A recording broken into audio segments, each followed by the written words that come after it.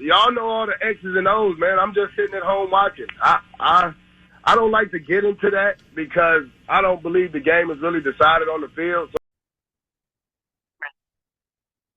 Hey, everyone, guess who's back? Kamish back here with another draft preview. This time we got Steenhoff, who it's my understanding, according to your referral from Hayden, that this was your first year playing fantasy, I believe. I think he said, or you're new to it or whatever. So for you to finish fifth in your first year, I would call that a tremendous success. I think you did all the right things to try to get to tier one. Oddly enough, Hayden did really well, got to tier one.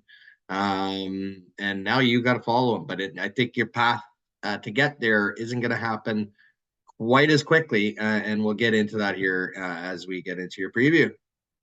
First off, I just want to say I do appreciate having you in the league. It's great to have active owners like yourself who, again, during the off season, I can understand maybe someone's not as active, but during the seasons when it really counts. And, you're definitely there every season or every week, I should say.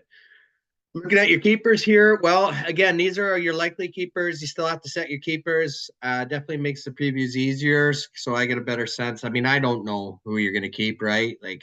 And I don't know who I would keep really for a lot of these teams. But I got obviously Lamar. I mean, Lamar with the running ability. Baltimore's pure regular season. Obviously, they can't win in the playoffs, but with the regular season, Lamar's always there to put up fantasy numbers, and maybe that's all he cares about is his own personal fantasy numbers instead of a true championship. I mean, anyone watching that playoff game, him throwing in a triple coverage, you'd almost make a case that was almost fixed. I mean, what professional quarterback would do that? At running back, I went with the Canadian Chuba Hubbard. I mean, I know Jonathan Brooks got drafted, but he's coming off of a major ACL surgery just in, I think it was November. I could be wrong on that, but either or, it takes a person a bit to come back from that ACL surgery. So I think Chuba Hubbard's still going to have a decent role. And of course, running backs are valuable. And the reason why I have the running back as a keeper for you as well is because I'll demonstrate that when we get into your draft pick situation. Another running back who went Austin Eckler, change of scenery. He's in Washington. Obviously, Brian Robinson there as well. But I think Austin Eckler would excel more in I guess you could say a niche role, the passing down back role. And I also think he will excel and get more scoring points, aka touchdowns, by not being relied on to be the bell cow. So I think he'll actually still put up decent numbers. Stephon Diggs, wide receiver, another change of scenery. A lot of change of sceneries here for you. Washington, or he's going to Houston. Obviously from Buffalo, where he had Josh Allen throwing him the ball. Now he's got the youngster CJ Stroud heading into a sophomore season. All this hype about Houston actually scares me, makes me think they won't do well this year, right? You always hear about the sophomore slump, right, for second-year players. Stephon Diggs seems like he's been a cancer everywhere he's gone, let's face it. So, I mean, yeah, you were the Minnesota Miracle, but, quit running your mouth is kind of how I see it with some of these guys. But T. Higgins, Cincinnati Bengals is next. The good news for you there is he signed the tender. So it sounds like he's going to be playing this year at least. So that's good for you. I got TJ Edwards as your potential IDP. I mean, he was awesome with the Bears last season. He was great with the Eagles before that.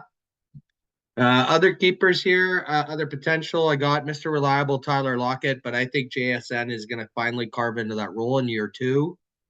Rashee Rice, I left him off because of the legal issues. Again, that's always a bit of a concern when you see a guy having those types of character concerns.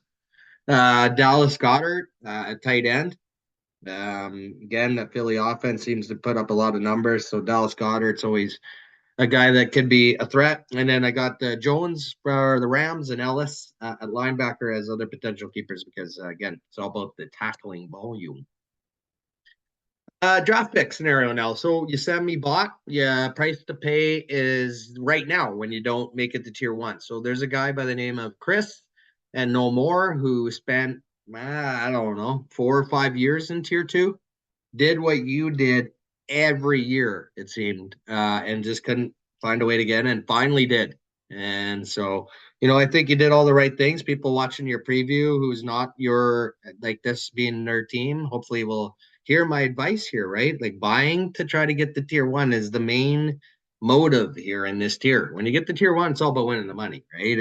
And even winning the money, in that year, a lot of people buy to win that championship, right? So just think about that activity, those trade offers will pay off if your team contending. Might take a year to get back though because of your draft pick scenario. 8 picks, no first, no third. Your first pick isn't until the 21st pick, which is in round 2. You have 11 picks in rounds 11 to 20, with that second pick being in round 20, and then 10 picks in rounds 21 to 29 with 2 round 21s.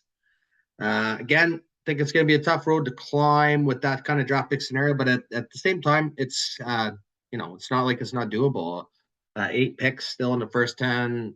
You're still going to have some quality players. It's all about keeping those quality keepers.